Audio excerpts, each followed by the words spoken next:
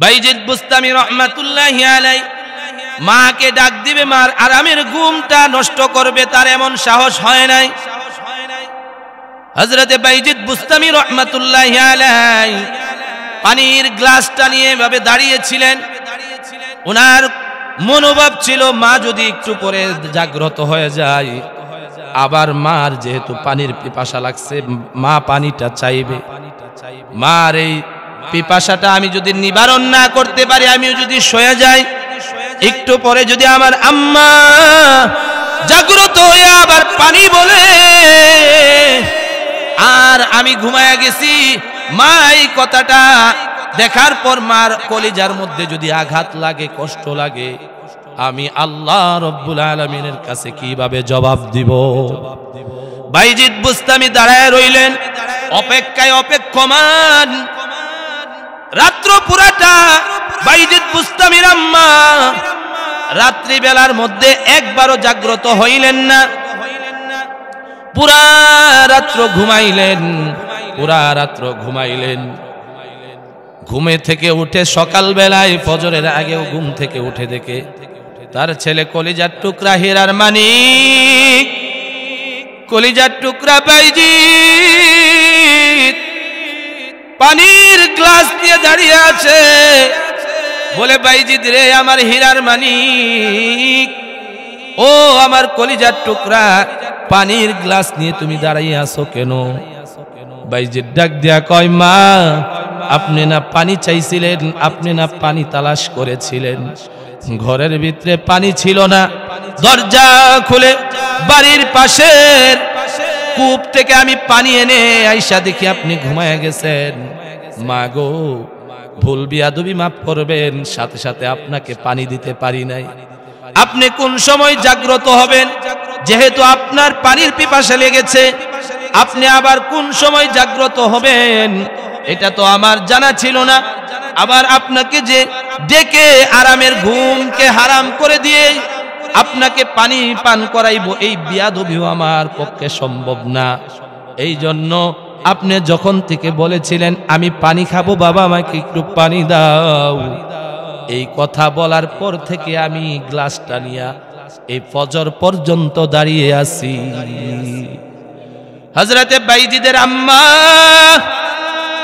চোখের পানি ধরে রাখতে পারলেন না, চোখের পানি ছেড়ে দিয়ে বলে, আয় রে আয় আমার হীরার মানিক, ও আমার কলিজার টুকরা, আমার বুকে আয়, তোর জন্য আমি আজকে প্রাণ খুলে দোয়া করব, আমি আজকে প্রাণ খুলে দোয়া করব রে আমার মানিক, এদিকে আয়। বাইজিদের আম্মা বাইজিদকে এইভাবে বুকে জড়ায়া ধরলেন, জড়ায়া ধরে আল্লাহর কাছে, আসমান জমিনের মালিকের কাছে হাতরা বাড়ায়া দিলেন। হাতরা বাড়ায়া কয়, মাওলা কারীম, আমার কলিজার টুকরা বাইজিদকে যুগ শ্রেষ্ঠ ওলি বানাইয়া তুমি কবরে নিও না।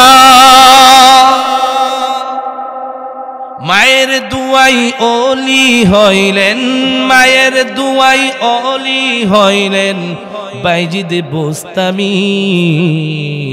চাচি বলো, শাশুড়ি বলো, মায়ের সমান নি, মায়ের সমান কেউ হইতে পারবে না। তোমার সামনে অনেকে মায়ার কথা বলতে পারবে, তোমার কাছে অনেকেই মায়া মোহাব্বতের কথা বলবে, কিন্তু মার অন্তরে যে তোমার জন্য মায়া, এই মায়া দুনিয়ার কাউকে বোঝানো যাবে না। মুসলমান ভাই আমার, ও আমার কলিজার টুকরা যুবক ভাই, মার গর্ভে যখন আমি আপনি ছিলাম, মার খানাতে বসছে, মার হঠাৎ করে কলিজার মধ্যে আমি আপনি লাথি মেরে দিয়েছি। ওয়াকাযা রাব্বুকা আল্লা তা'বুদু ইল্লা ইয়্যাহু ওয়া বিল ওয়ালিদাইনি ইহসানা। إما يبلغن عندك الكبر أحدهما أو كلاهما فلا تقل لهما أف ولا تنهرهما وقل لهما قولا كريما واخفض لهما جناح الذل من الرحمة وقل رب ارحمهما كما ربياني صغيرا. وعن أبي هريرة رضي الله عنه قال رغم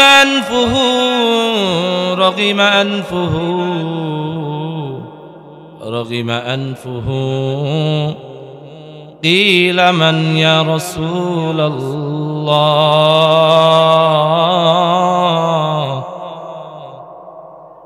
قال النبي صلى الله عليه وسلم من أدرك والديه عند الكبر أحدهما أو كلاهما لم يدخل الجنة. صدق الله المولانا العظيم وصدق رسوله النبي الكريم ونحن على ذلك من الشاهدين والشاكرين والحمد لله رب العالمين. محبته দয়ার নবী মায়ার নবী বিশ্ব নবী রহমাতুল লিল আলামিনের উপরে দরুদ পড়ব আমরা রাজি আছি তো ইনশাআল্লাহ সবাই পড়ি আল্লাহুম্মা সাল্লি আলা মুহাম্মাদ ওয়া আলা আলি মুহাম্মাদ كما صليت على إبراهيم وعلى آل إبراهيم إنك حميد مجيد. زبان فله اللهم بارك على محمد وعلى آل محمد كما باركت على إبراهيم وعلى آل إبراهيم إنك حميد مجيد. تو توانگر گشتئی از مال ما تو توانگر گشتئی از مال ما ایزا ما غافل شدی از حال ما بلغ العلا بكماله كشف الدجى بجماله حسنت جميع خصاله صلوا عليه وآله بلغ العلا بكماله كشف الدجى بجماله حسنت جميع خصاله صلوا عليه وآله اللهم صل وسلم دائما أبدا على حبيبك خير الخلق كلهم. তুলাকান্দি বন্দের বাড়ি রহিমপুর যুবক ও প্রবাসীদের উদ্যোগে করবরবাসীদের স্মরণে প্রথম বার্ষিক ওয়াজ ও দোয়ার মাহফিল। আজকের এই অধিবেশনের সম্মানিত সভাপতি, আজকের উক্ত ওয়াজ মাহফিলের প্রধান অতিথি হযরত মাওলানা মুবারকুল্লাহ জিহাদি সাহেব সহ অন্যান্য উলামায়ে কেরাম, আমার সামনে উপবিষ্ট আমার দিন দরদি নবী প্রেমী মুরব্বী বাবারা, আমার প্রাণের যুবক ভাইয়েরা, সকলেই আল্লাহ পাক রব্বুল আলামিনের দরবারে সর্বপ্রথম শুকরিয়া জ্ঞাপন করি, যিনি আমাদেরকে পৃথিবীর এহেন মুহূর্তে আল্লাহ পাকের কুরআন এবং বিশ্বনবী মানবতার দিশারি মহানবী হযরত মুহাম্মদুর রাসূলুল্লাহ সাল্লাল্লাহু আলাইহি ওয়াসাল্লামের হাদিসের আলোচনার একটা বাগানে আসার এবং বসার তৌফিক দান করেছেন। শুকরিয়াতান সকলে জুরে সুরে কালিমাতুশ শুকুর বলি আলহামদুলিল্লাহ। আপনারা মনে হয় মাহফিলে আসতে পাইরা আপনারা বেশি খুশি হন না। আলহামদুলিল্লাহর যে জোর শোনা গেছে, আলহামদুলিল্লাহর জোরে বোঝা যায় যে আপনারা বেশি একটা খুশি না, আপনারা মনে মনে খুব দুঃখে আছেন। কি বলেন কথা? কোনটা বাস্তব? আপনারা এই মাহফিলে আসতে পাইরা খুশি না বেজার? খুশি হলে জোরে বলেন আলহামদুলিল্লাহ।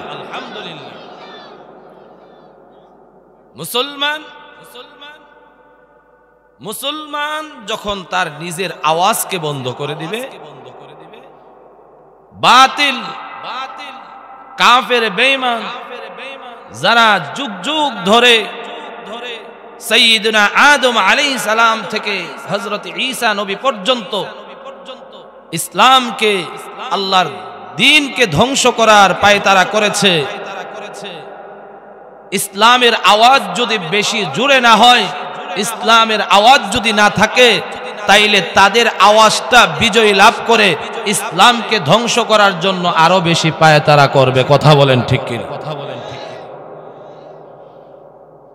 বিশ্বনবী মুহাম্মদুর রাসূলুল্লাহ সাল্লাল্লাহু আলাইহি ওয়াসাল্লাম আরবের নবী, মক্কার নবী, মদিনার নবী, জাজিরাতুল আরবের নবী, আরব মিডল ইস্টের নবী, এশিয়া মহাদেশের নবী, আফ্রিকার নবী, পৃথিবী, গোটা পৃথিবী এ টু জেড, শুরু থেকে নিয়ে শেষ পর্যন্ত সমস্ত পৃথিবীর নবী মুহাম্মদুর রাসূলুল্লাহ সাল্লাল্লাহু আলাইহি ওয়াসাল্লাম। শুধু তাই নয়, পৃথিবীর আয়তনে যতটুকু স্থলভূমি আছে, যেইখানে মানুষ বসবাস করে, যেইখানে যেথায় মানুষ বসবাস করার উপযোগী, ওই স্থানে যত মাখলুকাত আছে, সমস্ত মাখলুকাতের নবী আমাদের নবী, বিশ্ব নবী। শুধু তাই নয়, আল্লাহর নবীকে জানায়া দিলেন, হে মুহাম্মদুর রাসূলুল্লাহ, ওগো হাবিবুল্লাহ, ওগো আমার হাবিব, আপনাকে শুধু পৃথিবীর নবী বানাই নাই, গাছপালা তরলতার নবী বানাইছি, আপনাকে জিন্নাতের নবী বানাইছি, ফেরেশতাদের নবী বানাইলাম, আমি আল্লাহ আপনাকে আসমানের নবী বানাইলাম, আমি আল্লাহ আপনাকে জিবরাইলের নবী বানাইলাম, আমি আল্লাহ আপনাকে মিকাইলের নবী বানাইলাম, আমি আল্লাহ আপনাকে আজরাইলের নবী বানাইলাম, আমি আল্লাহ আপনাকে ইসরাফিলের নবী বানাইলাম। এক কথায় আল্লাহর আরশ বহনকারী বড় বড় ফেরেশতাদের নবী ও আমাদের নবীকে বানায়া দিয়েছেন। সুবহানাল্লাহ।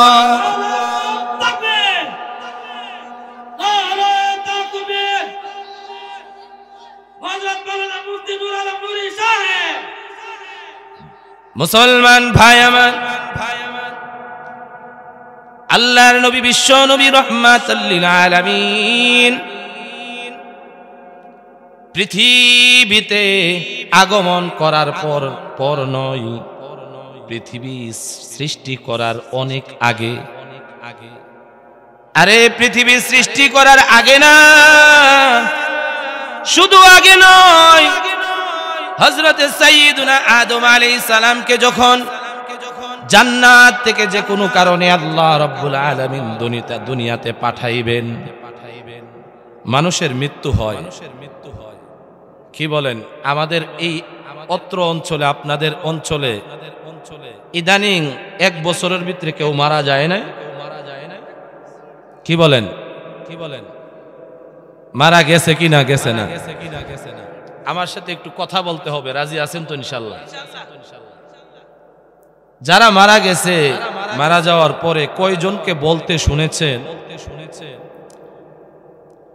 আমার বাবাকে, আমার ছেলেকে, আমার ভাইকে আল্লাহ মাইরা ফেলছে? এই কথাটা বলতে শুনছেন? কিন্তু মৃত্যু দেন কে? মৃত্যুর মালিক কে? মৃত্যু দানকারী কিন্তু আল্লাহ। কিন্তু মানুষের মুখে এই কথা বলতে শোনা যায় না যে আমার শিশু বাচ্চাটাকে মেরে ফেলছে আল্লাহ। এই কথা বলতে শুনেছেন? হয়তো বলে গাড়ি অ্যাক্সিডেন্টে মারা গেছে, অথবা বলে লোকটা অনেক দিন যাবত অসুস্থ ছিল, মারা গিয়েছে, অথবা বলে পানিতে পড়ে মারা গিয়েছে, আগুনে পড়ে মারা গিয়েছে, গাড়ি অ্যাক্সিডেন্ট করে গাড়িটা ভর্তা হয়ে গেছে, মানুষটাও মারা গেছে। কিন্তু আল্লাহর উপরে কেউ দোষ দেয় না। এই কথাটা বলার উদ্দেশ্য হলো হযরতে আদম আলাইহিস সালাম। অনেকে বলতে চায় আদম নবী ভুল করেছে, নাউজুবিল্লাহ, সবাই জোরে পড়েন। বলে ভুল করেছে এই কারণে আল্লাহ জান্নাত থেকে বের করে দিয়েছে। না, আল্লাহর আগে থেকেই ফয়সালা ছিল আদম নবীকে এইভাবে জান্নাত থেকে দুনিয়াতে পাঠাবেন, আর আমাদেরকে এর মাধ্যমে পরম্পরায় কিয়ামত পর্যন্ত মানুষ পাঠাবেন।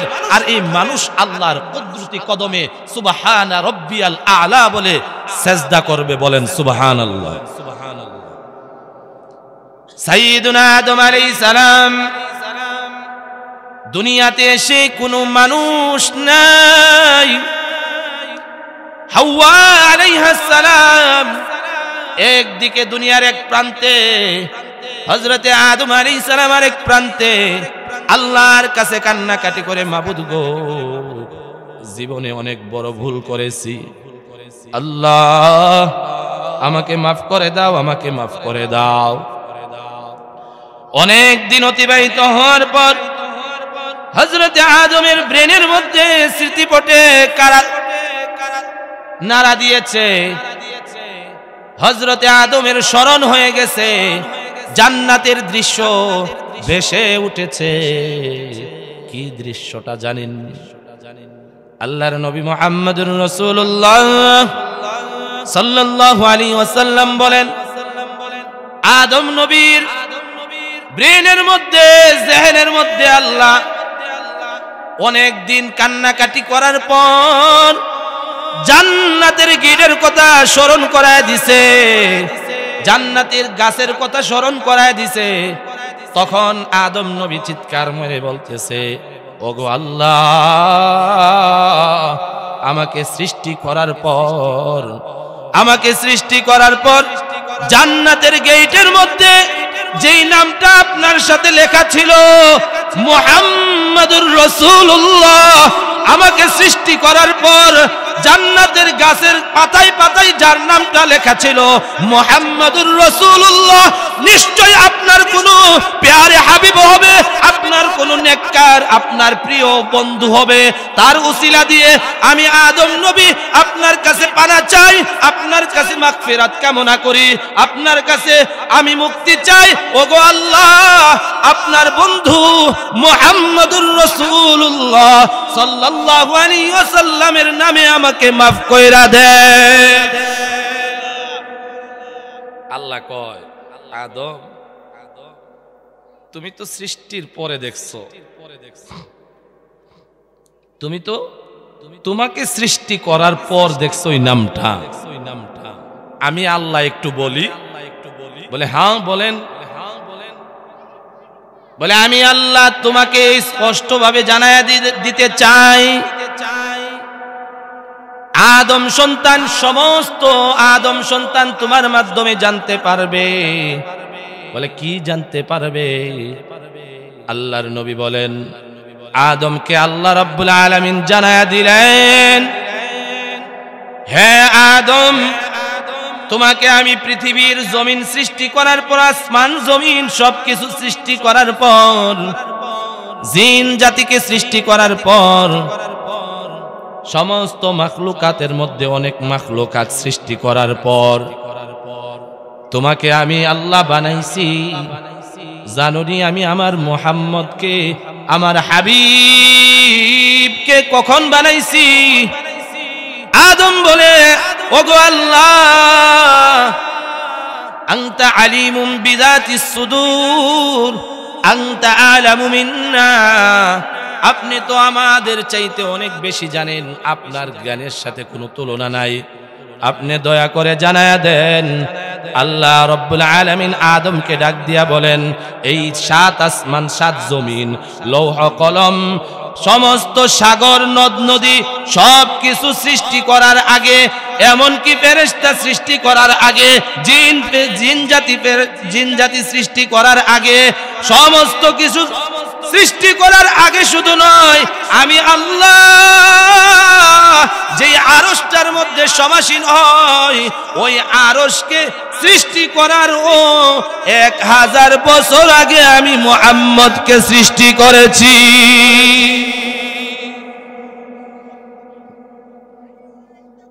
আল্লাহু আকবার, আল্লাহ,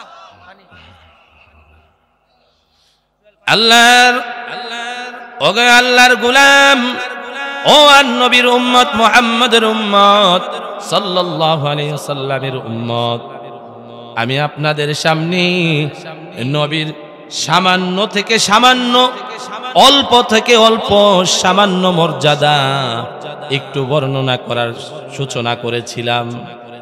কিন্তু আপনাদের সামনে আমি আজকে যে আয়াতটা তেলাওয়াত করেছি, এই আয়াত এর আলোচনা আমি ঢুকিই নাই। নবীর মর্যাদা, বিশ্ব নবীর মর্যাদা, দয়ার নবী, মায়ার নবীর মর্যাদা, পৃথিবীতে আল্লাহ এমন কাউকে সৃষ্টি করেন নাই যে আল্লাহর নবীর মর্যাদা আর বৈশিষ্ট্য বলে শেষ করতে পারবে। সুবহানাল্লাহ পড়বেন না? না সুবহানাল্লাহ বাড়িতে গিয়া পড়বেন। আল্লাহর নবীর মর্যাদা, আল্লাহর নবীর বৈশিষ্ট্য কেউ বলে শেষ করার মতো না। একমাত্র আল্লাহ রাব্বুল আলামিনই আল্লাহর নবী মুহাম্মদুর রাসূলুল্লাহ সাল্লাল্লাহু আলাইহি ওয়াসাল্লামের মর্তবার বৈশিষ্ট্য বলার মতো উপযুক্ত। অন্য কেউ বাবা আদম থেকে কিয়ামত পর্যন্ত কোটি কোটি কোটি কোটি, যার কোনো সংখ্যার কোনো নির্দিষ্ট সংখ্যা নাই, সব মানুষ যদি একসাথে কিয়ামতের দিন এক মাঠে একসাথে আল্লাহর নবীর মর্যাদা বর্ণনা করে, আমার আল্লাহ বলেন, না রে না, সবাই বর্ণনা করতে পারবা, কিন্তু আমি আল্লাহ আমার হাবিবের যতটুকু মর্যাদা বর্ণনা করব, সবাই মিলেও তা শেষ করতে পারবা না। নবীর মর্যাদা আছে না নাই? নবীর বৈশিষ্ট্যের মর্যাদা আছে না নাই? নবীর গুণের মর্যাদা আছে না নাই? নবীর একটা গুণ, নবীর অনেক গুণ, এর মধ্যে একটা গুণও যদি কোনো মুসলমান তার জীবনের মধ্যে ফিট করতে পারে, ওই মুসলমানটা দুনিয়াতেও সফল কাম, কবরে যাওয়ার পর থেকে জান্নাতের বিছানা আর জান্নাতের পোশাক দ্বারা তাকে সাধুবাদ জানানো হবে। সুবহানাল্লাহ। তাহলে নবীর আদর্শ ধরার দরকার আছে না নাই? আল্লাহ রাব্বুল আলামিন নবী মুহাম্মদুর রাসূলুল্লাহ সাল্লাল্লাহু আলাইহি ওয়াসাল্লামের একটা আদর্শ সূরাত বনী ইসরাঈলের 23 থেকে 24 আয়াত, যেই আয়াত দুইটা আমি আপনাদের সামনে তেলাওয়াত করেছি, ওই আয়াতের আয়াত দুইটার মধ্যে আল্লাহর নবী বিশ্ব নবী রাহমাতুল লিল আলামিন নবীজির একটা বৈশিষ্ট্য উল্লেখ করেছেন। এই বৈশিষ্ট্যটা কি জানার দরকার আছে না নাই? সবাই জানতে রাজি আছেন তো ইনশাল্লাহ? মনোযোগ দিয়া শুনবেন তো ইনশাল্লাহ? নাকি মাঝে মধ্যে মোবাইলটাও দেখবেন? আল্লাহর কোরআনের আলোচনার সময় অন্য কথা বলাও নিষেধ। ওয়াইযা কুরিআল কুরআনু ফাসতামিউ লাহু ওয়া আনসিতু লাআল্লাকুম তুরহামুন। একেবারে মনোযোগ দিয়ে আমার দিকে তাকা। মাইকওয়ালা কি করতেছে আপনার? দেখলেও কিছু হবে না, না দেখলেও কিছু হবে না। দেখলে সওয়াব হবে মাইকটারে দেখলে। বলেন, সবাই বলেন, এই মাইকটারে দেখলে সওয়াব একটা হবে, কিন্তু আল্লাহর কোরআনের একটা কথা শুনলে অন্তত পক্ষে কয় নেকি? 10 নেকি। নবীর উপরে একবার দুরূদ শরীফ পড়লেন 10টা নেকি না শুধু আপনার উপরে, 10টা নেকি না শুধু আপনার উপরে, অগণিত নেকিও লেখা হবে। 10টা রহমত আপনার উপরে সাথে সাথে নাজিল করে দিবেন কে? আল্লাহর নবীর একটা বৈশিষ্ট্য হলো, আল্লাহ সূরাত বনী ইসরাঈলের 23 আর 24 এই দুইটা আয়াতের মধ্যে বলেন, ওয়াকাদা রাব্বুকা আল্লা তা'বুদু ইল্লা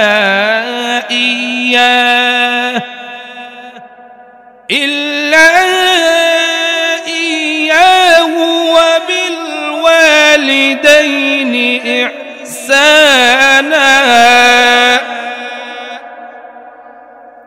ইম্মা ইয়াবলুগান্না ইনদাকাল কিবারা আহাদুহুমা আও কিলাহুমা ফালা তাকুল লাহুমা উফফিন ওয়ালা তানহারহুমা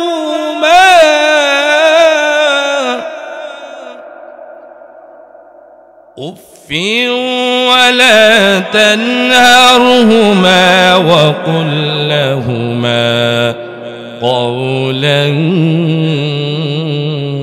كريما واخفض لهما جناح الذل من الرحمة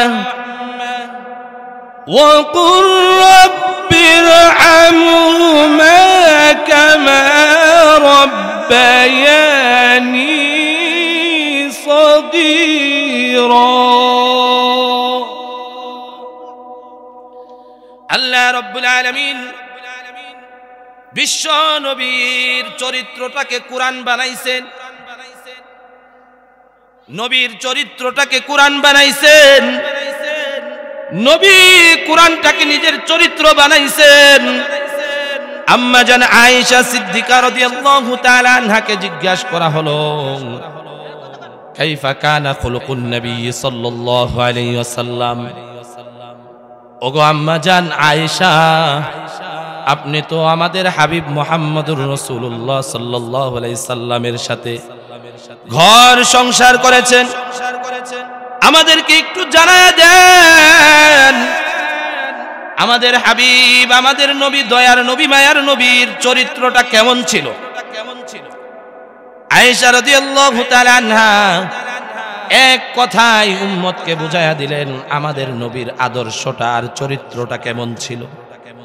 আয়েশা রাদিয়াল্লাহু তাআলা আনহা উম্মতকে জানাইয়া দিলেন, কানা খুলুকুহু আল কুরআন।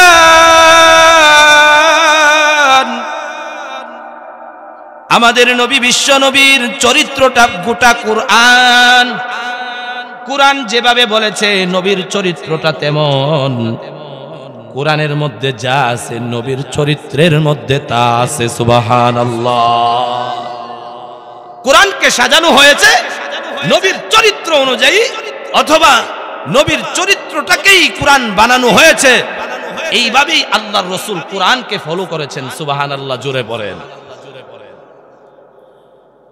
মহানবী মুহাম্মদুর রাসূলুল্লাহ সাল্লাল্লাহু আলাইহি ওয়াসাল্লামকে আল্লাহ জানায়া দিলেন, হে নবী,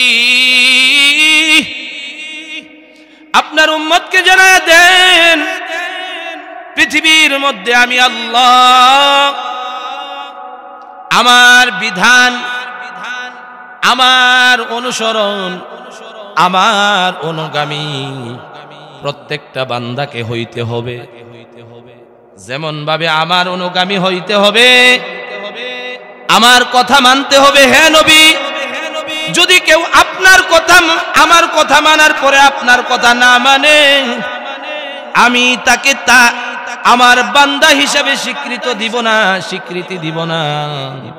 কিয়ামতের দিন আমি আল্লাহ তাকে বান্দা থেকে বহিষ্কার করে দিব। তাইলে বুঝলাম আল্লাহর অনুগামী বান্দা হইতে হলে মুহাম্মদুর রাসূলুল্লাহর অনুসরণ লাগবে। লাগবে কিনা লাগবে না? দ্বিতীয় নাম্বার, মুহাম্মদুর রাসূলুল্লাহর অনুসারী না, সে আল্লাহর প্রকৃত বান্দাও না। তৃতীয় আরেকটা বিষয়, ওয়াকাদা রাব্বুকুম, আল্লাহ রাব্বুল আলামিন সিদ্ধান্ত করেছেন, ফায়সালা করেছেন, আল্লাহ তা'বুদু ইল্লা ইয়্যাহ, আল্লাহকে ছাড়া অন্য কারো ইবাদত করা যাবে না।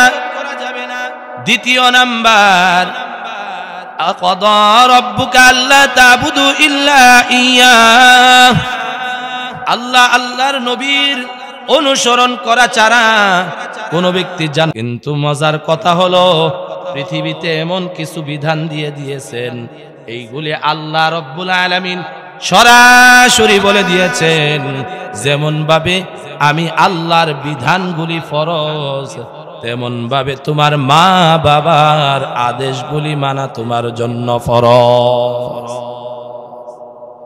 এটা নবীর বৈশিষ্ট্য, নবীর আদর্শ।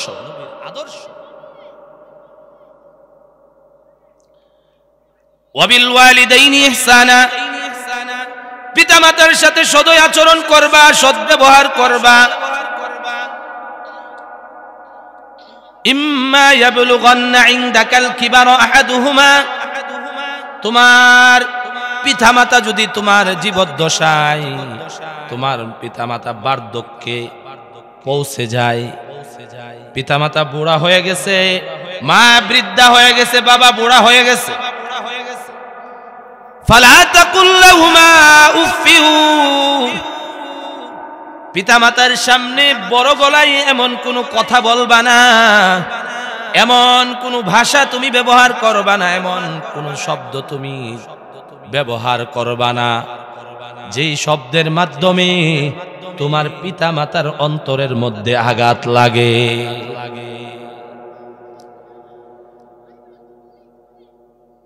মুহাম্মদুর রাসূলুল্লাহ সাল্লাল্লাহু আলাইহি সাল্লামের উম্মতেরা রে, ও আমার সামনে উপবিষ্ট বাবারা, যুবক ভাইরে, ও মা বোনেরা, আল্লাহ রাব্বুল আলামিন পৃথিবীর মধ্যে আল্লাহর রাসূলের পর যাদের মর্যাদা দিয়েছেন, যাদের অনুসরণ করা ছাড়া যাদেরকে অসন্তুষ্ট করে আল্লাহর ইবাদত করার পরেও জান্নাতে যাওয়া যায় না, এই দুইটা নিয়ামত হলো, একজনের নাম মা, আর একজনের নাম সবাই চিল্লায়া বলেন বাবা। মা বাবাকে অসন্তুষ্ট করে আপনি বড় আবেদ হইতে পারবেন, কিন্তু এই আবেদের ইবাদত আপনাকে জান্নাতে নিতে পারবে না। কারণ আল্লাহর বিধান আপনি লঙ্ঘন করেছেন। মুসলমান ভাই আমার, আল্লাহর নবী, বিশ্ব নবী রাহমাতাল লিল আলামিন একদিন মসজিদে নববীর মিম্বরে বসা, সাহাবায়ে কেরাম এর মধ্যে একজন লোক আইসা বলতেছে, وعن أبي هريرة رضي الله عنه قال رجل من أحق بحسن صحابتي، قال النبي صلى الله عليه وسلم أمك، ثم قال ثم من، قال أمك، ثم من، قال أمك، قال ثم من قال أبوك وفي رواية قال أمك ثم أمك ثم أمك ثم أباك وأدناك أدناك আল্লাহর নবী বিশ্ব নবী একদিন মিম্বারের মধ্যে বসা, সাহাবায়ে কেরামের মধ্যে একজন সাহাবী আয়েশা বলতেছেন, ইয়া রাসূলুল্লাহ, ইয়া হাবিবাল্লাহ, ওগো আল্লাহর নবী বিশ্ব নবী, ওগো প্যারা হাবিব, আপনি আমাকে জানায়া দেন আমার পৃথিবীর মধ্যে সবচাইতে বড় আপনকে কাকে বেশি, কার সাথে ভালো ব্যবহার বেশি বেশি করব। মান আহাক্কু বিহুসনি সাহাবাতি, কে পৃথিবীর মধ্যে সবচাইতে শ্রেষ্ঠ, যার সাথে আমি সদয় ব্যবহার করব, ভালো ব্যবহার করব, নম্র ভাষায় ব্যবহার করব। আল্লাহর নবী বিশ্ব নবী মুহাম্মদুর রাসূলুল্লাহ জানায়া দিলেন, উম্মুকা, তোমার মা। সাহাবী আবার জিজ্ঞেস করে, সুম্মা মান, এরপরে কে? আবার নবী বলেন উম্মাকা। আবার সাহাবী জিজ্ঞেস করলেন, এরপরে কে? তিনবার এইভাবে আল্লাহর রাসূল তার জবাবে বলেন, তোমার মা, তোমার মা, তোমার মা, তোমার মা। চতুর্থবার আল্লাহর নবী বিশ্ব নবীকে জিজ্ঞেস করা হলো, সুম্মা মান। আল্লাহর নবী ডাক দেয়া কয়, আবাকা আবুকা, তোমার পিতা, তোমার পিতা। ওফি রিওয়ায়াতিন, অন্য রিওয়ায়াতে, অন্য বর্ণনা অনুযায়ী আল্লাহর নবী বিষয়টাকে অন্যভাবে, অন্য শব্দে এভাবে বলেছেন, ক্বালা উম্মাকা সুম্মা উম্মাকা সুম্মা উম্মাকা, এইভাবে তিনবার বলেছেন। সুম্মা আবাকা, এই কথা বলেছেন। এরপরে আল্লাহর নবী বলেন, সুম্মা আদনাকা আদনাকা, এরপরে তোমার নিকট আত্মীয়গণ একের পরে এক। মুসলমান ভাইরা আমার, আল্লাহর বান্দাদের মধ্যে দুনিয়ার অবস্থা এমন হয়ে গেছে, আল্লাহর নবীর এই আদর্শগুলি বিলুপ্ত হয়ে যাচ্ছে। সন্তান মা বাবাকে এখন মা বাবা মনে করতেছে না, সন্তান মা বাবাকে বেকার মনে করতেছে, সন্তান মা বাবাকে বুঝা মনে করতেছে, সন্তানের কাছে মা বাবার কথাগুলি অহেতুক, অযথা মনে হচ্ছে। আজকে সন্তান বড় হয়ে গেছে। ও মুসলমান ভাই, ও আমার মা বোনেরা, কান খুলে শুনে রাখেন, আল্লাহর নবী বিশ্ব নবী রাহমাতুল লিল আলামিন, যাকে সৃষ্টি না করলে আল্লাহ আদম থেকে কিয়ামত পর্যন্ত কোনো মানুষকে সৃষ্টি করতেন না। ইতিম ছিলেন আমাদের নবী। নবী জন্মের পূর্বেই তার পিতাকে হারাইছেন। নবীর জন্মের কয়েক মাস পরেই, কয়েক বছর পরেই আল্লাহর নবী তার মাতা আমেনাকে হারাইছেন। আল্লাহর নবী চির এতিম ছিলেন। আল্লাহর নবীর 8 বছর বয়সে দাদা আব্দুল মুত্তালিবকেও হারাইছেন। এইভাবে আত্মীয় স্বজন যারা আল্লাহর নবীর মাথার উপরে ঠাঁই দিবে, মাথার উপরে হাত রাখবে, একের পর এক সবাই চলে গেলেন। আল্লাহর নবী বিশ্ব নবী এতিম হয়ে গেলেন। আল্লাহর নবী মুহাম্মদুর রাসূলুল্লাহ যেই মহিলার দুধ পান করেছিলেন, ওই মহিলার নাম হলো মা হালিমাতুস সাদিয়া রাদিয়াল্লাহু তাআলা আনহা। আল্লাহর নবী মাকে সেবা করতে পারেন নাই দুনিয়ার জমিনে। আল্লাহর নবীর আপন মা, আল্লাহর নবী বুঝের হওয়ার পরে আল্লাহর নবী মুহাম্মদুর রাসূলুল্লাহ আমেনার সেবা করতে পারেন নাই। কিন্তু মুসলমান ও নবীর উম্মত, যেই নারী হালিমাতুস সাদিয়া আল্লাহর নবীকে দুধ পান করাইছিলেন, ওই দুধ মা যখন ওই মদিনার মধ্যে আসলেন, আল্লাহর নবী তখন মক্কা মদিনার প্রেসিডেন্ট, আরবের প্রেসিডেন্ট।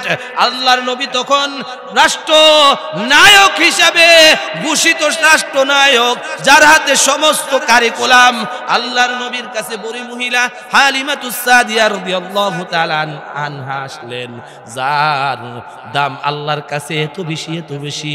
আল্লামা মোল্লা আলী কারি রহমাতুল্লাহি আলাইহি তার কিতাবের মধ্যে লেখেন, আল্লাহর নবীর দাম আল্লাহ তাআলার কাছে কেমন জানুনি, আল্লাহর নবীর দাম আল্লাহর কাছে কেমন জানুনি? আল্লাহর নবী যেই জমিনে, মদিনার জমিনে শুয়ে আছেন রওজা মুবারক, ওই রওজা মুবারকের একটা মুষ্টির মাটির দাম জানুনি? বলে আল্লাহর নবীর তুলনা তো চলে না, আল্লাহর নবীর কোনো তুলনা নাই। আল্লাহর নবীকে আল্লাহ এমন ভাবে সৃষ্টি করেছেন, পৃথিবীতে নয় আসমান জমিনে তার কোনো তুলনা আল্লাহ রাখেন নাই। আল্লাহর নবীর ওই রওজা মুবারকের এক মুষ্টির মাটির দামটা আল্লাহর কাছে কেমন জানুনি? আল্লাহর ওলি মোল্লা আলী কালী রহমাতুল্লাহ আলাইহি লেখেন, আল্লাহর নবীর রওজা মুবারকের এক মুষ্টি মাটি আল্লাহর কাছে মসজিদে নববীর চাইতেও দামি, কাবা শরীফ থেকেও দামি। শুধু কাবা শরীফ না, মসজিদে বাইতুল মাকদিস, ওই জেরুজালেমের মসজিদ, ওই মসজিদ থেকেও আল্লাহর নবীর রওজা মুবারকের এক মুষ্টি মাটির দাম বেশি। আল্লাহর নবীর রওজা মুবারকের এক মুষ্টি দাম মাটির দাম কেমন জানুনি? আসমান সাত জমিন থেকেও দামি। আল্লাহর কাছে আসমানের উপরে একটা মসজিদ আছে, মসজিদটার নাম বাইতুল মামুর। বাইতুল মামুর থেকেও আল্লাহর নবীর রওজার এক মুষ্টি মাটির দাম বেশি। যদি বাইতুল মামুর নয়, আল্লাহর ওলি লেখেন সিদরাতুল মুনতাহা, জান্নাত জাহান্নাম সবকিছুর চাইতেও, আল্লাহর আরশের চাইতেও আল্লাহর নবীর রওজার এক মুষ্টি মাটির দাম বেশি। মুসলমান ভাই আমার, ওই নবী, দয়ার নবী, মায়ার নবী, বিশ্ব নবী কাছে যখন হালিমাতুস সাদিয়া দুধমা আসলেন, দুধমাকে সম্মান দেখাইতে গিয়ে আল্লাহর নবীর মাথা মুবারকে যে পাগড়ি মুবারক ছিল, ওই পাগড়ি মুবারককে কুইলা জমিনের মধ্যে বিছায়া দিছে আর বলতেছে, ও মা আপনি বসে যান, আমি তো আমেনা আমার মাকে পাই নাই। ও মুসলমান ভাই, আমাদের নবী মাকে খেদমত করতে পারেন নাই, এই জন্য হালিমাতুস সাদিয়াকে মার দরজা দিয়েছেন, মার মর্তবা দিয়েছেন, মান মর্যাদা দিয়েছেন। কিন্তু মুসলমানের সন্তান নবীর উম্মত দাবি করার পরও, ও আমার যুবক ভাই, ও আমার তুলাকান্দির বাবারা, এমন অনেক মা সন্তানের ভয়ে কথা বলতে পারে না, সন্তানের সামনে উঁচু গলায় কথা বলতে পারে না, সন্তান ধমকি মারে, হুমকি মারে। ও মুসলমান ভাই, তুমি যদি আজকে তোমার মার সাথে বাবার সাথে বেয়াদবি করো রে, বাবার সাথে আজকে তোমার শক্তি আছে, বেয়াদবি করতে পারবা, মার সাথে বেয়াদবি করতে পারবা, বড় গলায় কথা বলতে পারবা, কিন্তু জেনে রাখো রে ভাই, দুনিয়াতেও তুমি শান্তি পাইবা না, আখিরাতে জান্নাতেও তোমার যাওয়া সম্ভব না। ও মুসলমান ভাই, বড় পীর আব্দুল কাদের জিলানী রাহমাতুল্লাহি আলাইহির নাম শুনেছেন তো সবাই?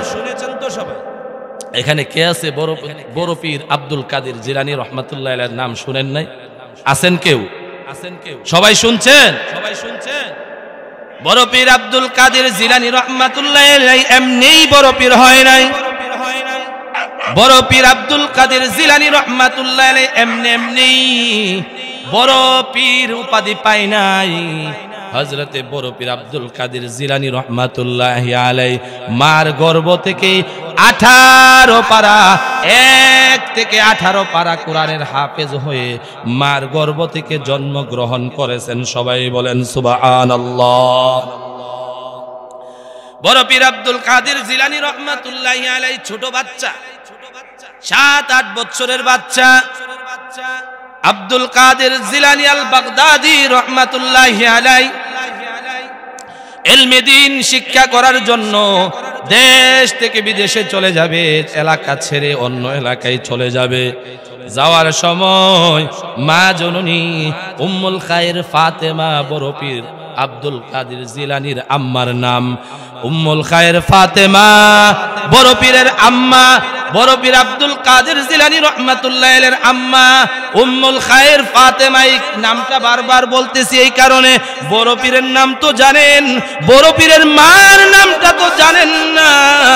আব্দুল কাদের জিলানীর আম্মা উম্মুল খায়ের ফাতেমা দুইটা আদেশ দিয়ে দিয়েছেন বড় পীর আব্দুল কাদের জিলানী রাহমাতুল্লাহি আলাইহিকে।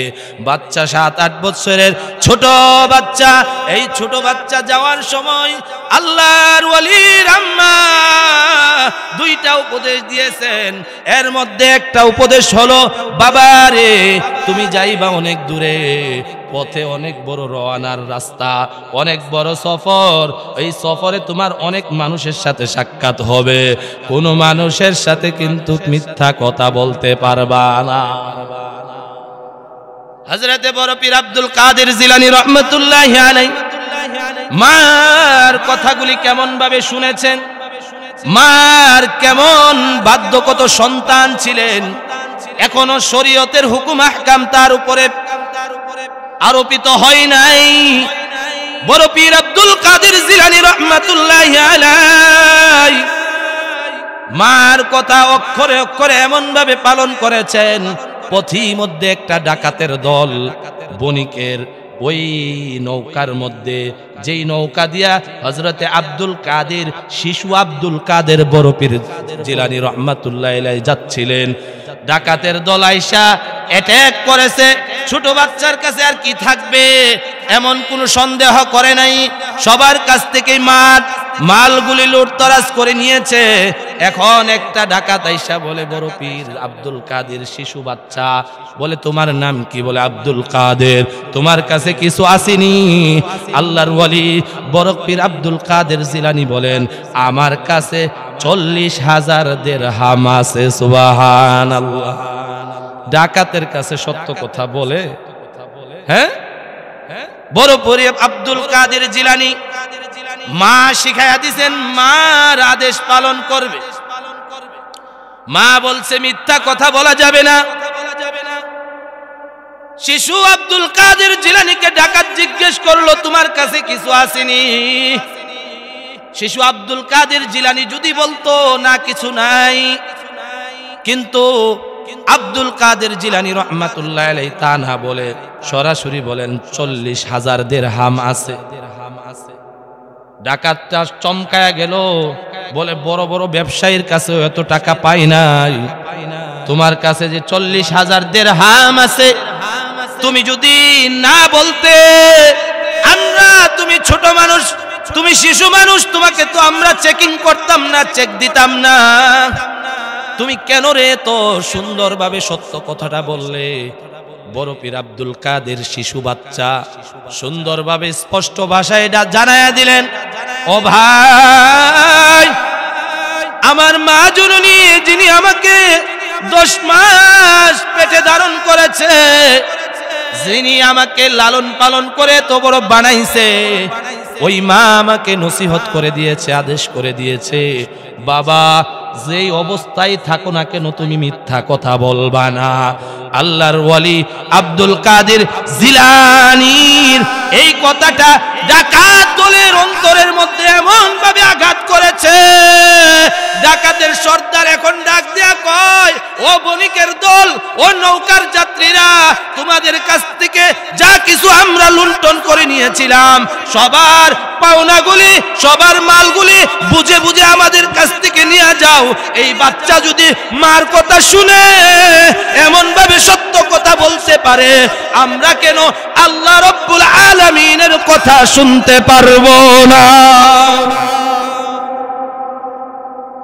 ডাকাত দল বড় পীর আব্দুল কাদের জিলানীর এই কথাটার মাধ্যমে সমস্ত ডাকাতেরা একসাথে বললেন, ও শিশু মাসুম বাচ্চা, তুমি আমাদের সাথে, তুমি আমাদেরকে পড়াও, আবার আমাদেরকে কালিমা পড়াও। সবাই পড়েন লা ইলাহা ইল্লাল্লাহু মুহাম্মাদুর রাসূলুল্লাহ সাল্লাল্লাহু আলাইহি ওয়াসাল্লাম। বড় পীর আব্দুল কাদের জিলানী বিশ্ববিখ্যাত, দুনিয়া বিখ্যাত আল্লাহ ওয়ালা হয়েছেন, আল্লাহর ওয়ালি হয়েছেন। হযরতে বাইজিদ বুস্তামিকে যখন ডাক দিয়া মা এভাবে বলল, মার কথার সাথে সাথে বাইজিদ বুস্তামি ঘরের ভিতরে পানি তালাশ করে পেলেন না। বাইজিদ বুস্তামি বাহিরে গিয়া তার বাড়ির পাশে যে কুয়া আছে ওই কুয়া থেকে পানি উঠাইলেন। উঠায় আইনা দেখে তার মা জননী ঘুমায়া গেছে, মা জননীর আর কোনো শব্দ না। এখন বাইজিদ বুস্তামি রহমাতুল্লাহি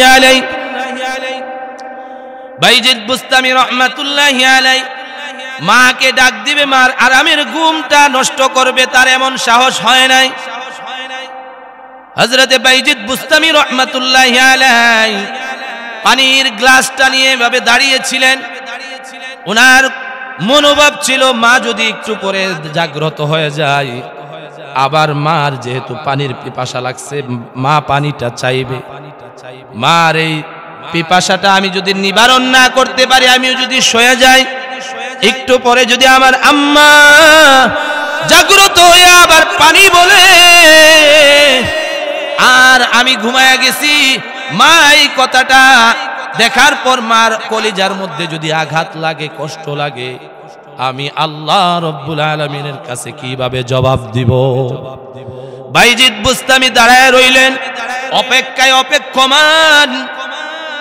রাত্র পুরাটা বাইজিদ বুস্তামির আম্মা রাত্রি বেলার মধ্যে একবারও জাগ্রত হইলেন না। পুরা রাত্র ঘুমাইলেন। ঘুমে থেকে উঠে সকাল বেলায় ফজরের আগেও ঘুম থেকে উঠে দেখে তার ছেলে কলিজার টুকরা হীরার মানিক, কলিজার টুকরা বাইজিদ পানির গ্লাস নিয়ে দাঁড়িয়ে আছে। বলে, বাইজিদ রে আমার হীরার মানিক, ও আমার কলিজার টুকরা, পানির গ্লাস নিয়ে তুমি দাঁড়িয়ে আছো কেন?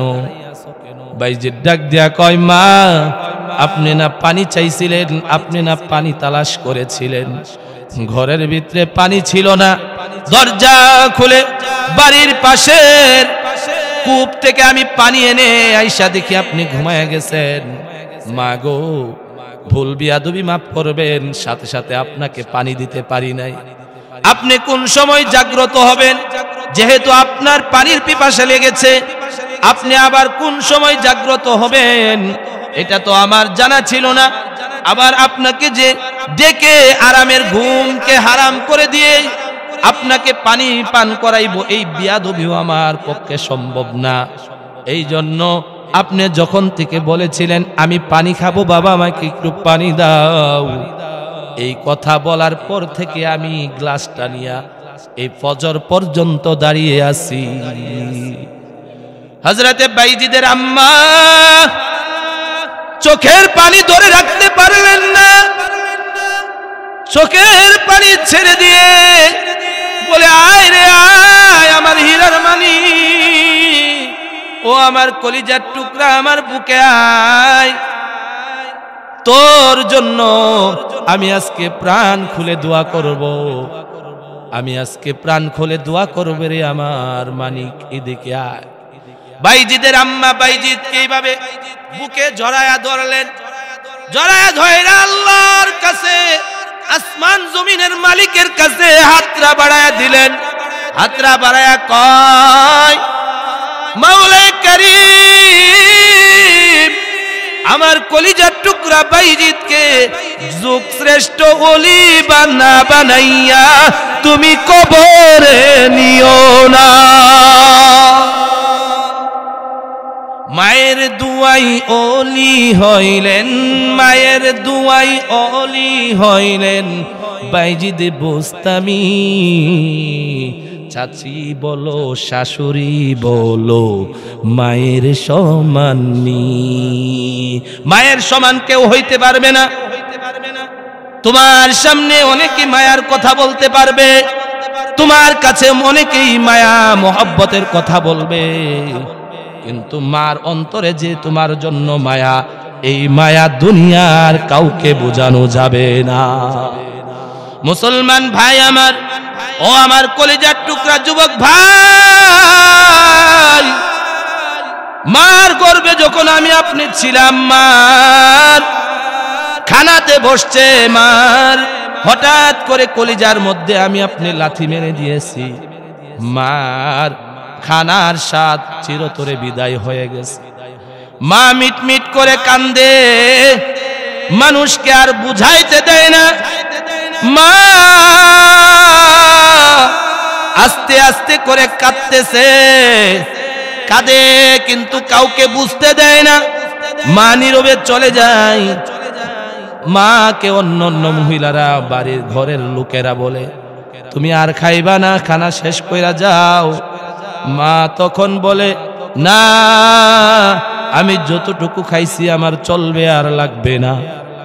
ও মুসলমান ভাই, ও আমার পর্দার আড়ালের মা বোনেরা, আমি আপনি যেই মার গর্ভে জন্ম হয়েছি, যেই মা আপনি আমাকে গর্ভে ধারণ করেছে, ওই মার ক্ষেত্রেও সেম এই কাজটাই হয়েছে।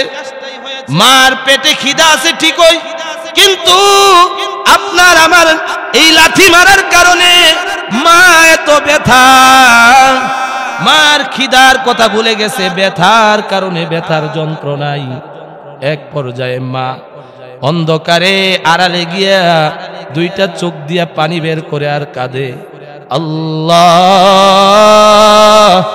আমার গর্ভের সন্তানটাকে তুমি নিরাপদে রাখো। ওগো আল্লাহ, আমি কষ্ট করি, অসুবিধা নাই, আমি দুঃখ করি, আমার কষ্ট হোক, অসুবিধা নাই। আল্লাহ, আমার গর্ভের ভিতরে যেই সন্তানটা আমার আছে, আমার হীরার মানিক, আমার কলিজার টুকরা, ওই কলিজার টুকরা মানিকের যেন কিছু না হয়। আল্লাহ, জানো তো আমার খিদা আছে, তারপরও আমার খিদার আর কোনো আফসোস নাই। এমন ভাবে 10 মাস 10টা দিন যেই মা আপনি আমাকে গর্ভের মধ্যে রেখে এমন ভাবে কষ্ট করেছে, আরে প্রসবের সময় আরো বেশি কষ্ট, আরো বেশি কষ্ট। আল্লাহ রাব্বুল আলামিন সূরাতুল লুকমানের মধ্যে বলেন, ওয়াসাইনাল ইনসানা বিওয়ালিদাইহি হামালাতহু উম্মুহু ওয়াহনান আলা ওয়াহনিন ওয়া ফিসালুহু ফি আমাইনি আনিশকুর লি ওয়া লিওয়ালিদাইক ইলাইয়াল মাসির। আল্লাহ রাব্বুল আলামিন কোরআনের মাধ্যমে জানায় দিলেন, ও বিশ্ববাসীর সন্তানেরা রে, তোমাদের জন্য যেই জনম দুঃখিনী মা সারাটা জীবন কষ্ট করেছে, তার কষ্টের শুরু লগ্নের কথাটা যদি তুমি বুঝতে, আল্লাহ রাব্বুল আলামিন বলেন, তার যখন প্রসব ব্যথা হয়, ওই মা এমন ভাবে ছটফট করতে থাকে। আরে যেই মুরগার অসুস্থ মুরগা যেমন ভাবে ছটফট করতে থাকে, কোন বকরি থেকে যখন জীবিত বকরির চামড়াটা উপড়ায় ফেলা হয়, ওই বকরিটার যেমন কষ্ট হবে, এর চাইতে আরো বেশি কষ্ট করেন জনম দুঃখিনী মা তোমার আমার জন্মের সময়। জন্মগ্রহণ করার পর মা কিন্তু অনেক সময় অনেক মারা দাবি দোয়া শেষ কইরা নেয়, স্বামীরে ডাক দিয়া কয়, ও আমার প্রাণের স্বামী, তোমার সাথে ঘর সংসার করেছি অনেক দিন, ও আমার স্বামী, যদি কোনো ভুল বিয়াদবি হয়ে থাকে, চিরতরে তোমার কাছে মাফ চাই, ক্ষমা চাই। যদি আমাকে আল্লাহ নিয়ে যান, আমার গর্বে যেই সন্তানটা পৃথিবীতে আসবে, আমার জন্য কোনো টেনশন কইরেন না, আপনার কাছে 1 নাম্বার ক্ষমা চাই, আর 2 নাম্বার ভিক্ষা চাই, আমার গর্বের সন্তানটাকে কিন্তু ভালোভাবে লালন পালন কইরে। ও মুসলমান ভাই আমার, ওই মা ডাক দিয়া বলতে থাকে, ও আমার প্রাণের স্বামী, ও আমার বাবা, ও আমার মা, জীবনে অনেক দিন আপনাদের সাথে সময় কাটাইছি। পার্শ্ববর্তী মহিলাদেরকে ডাক দিয়া কয়, ও আমার বোন, আমার জন্য দোয়া কইরেন, আমাকে মাফ কইরা দিয়েন। কারণ ওই মাটা প্রসবের আগে এমন একটা যন্ত্রণা আর এমন একটা কষ্টের মধ্যে পড়ে। আল্লাহ অন্য আয়াতে বলেন ওয়াসাইনাল ইনসানা বিওয়ালিদাইহি ইহসানা হামালাতহু উম্মুহু কুরহা ওয়া ওয়াদাআতহু কুরহা ওয়া হামলুহু ওয়া ফিসালুহু 30 শাহরা।